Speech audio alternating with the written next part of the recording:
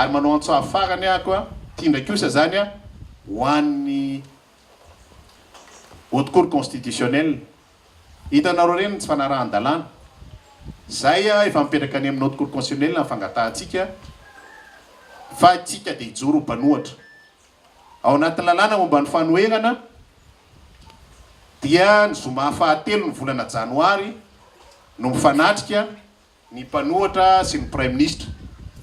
Ka eto zany dia mba milaza ny haute cour constitutionnelle valio alohan'izay a ny fangatahanay ary anareo hainao manjery zay manatrika eto a omano io fionan'io fa tonga izay tompoko a amin'io zoma fahatelo araka ny voalazan'ny lalàna io.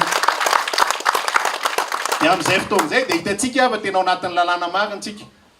Vakio a ny lalàna ao anatin'ny ratsy diso a 2011-013 a article 23 misy an'izay a 3e vendredi a 2 janvier no mifanatrika ny mpanohatra sy ny fitondrana mba azahoany ny vahoaka hevitra roa samihafa sy rosotsika marina tena makany amin'ny demokrasia.